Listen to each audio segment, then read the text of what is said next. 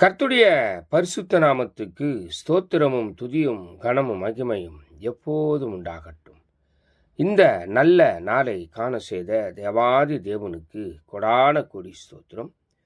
கர்த்தரின் மகிமை ஆத்தும ஆதாயம் சுவிசேஷ ஊழியத்தின் சார்பாக இன்றைய நாளுக்கான சில நிமிட தேவ செய்தியை கேளுங்கள்.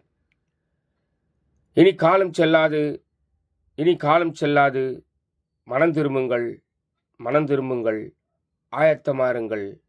நீங்கள் ஆயத்தமாயிருந்து அநேகரை ஆயத்தப்படுத்துங்கள். கர்த்தர் உங்களுடனே உங்கள் பக்கத்திலே இருந்து பக்கபலனாய் எல்லா நல்ல காரியங்களையும் செய்து முடிப்பார். விசேஷமாக ஏசாயா 62 அதிகாரம் 3 நீ கர்த்தருடைய கையில் அலங்காரமான கிரீடமும் உன் தேவனுடைய கரத்தில் ராஜமுடியுமாய் இருப்பாய். எனக்கு அருமையான தேவச்சனமே, கிரீடமும் அலங்காரமும் மான உன்னை எடுத்து பயன்படுத்த அவர் வல்லவராய் இருக்கிறார். இந்த சத்தத்தை கேட்கிற தேவனுடைய ஜனமே, நீ கர்த்தருடைய கையில் இருக்கிறாய் என்பதை உறுதிப்படுத்தி கொண்டு எல்லா காரியத்தையும் நீங்கள் செய்யுங்கள். கர்த்தங்களுடனே கூட இருப்பார்.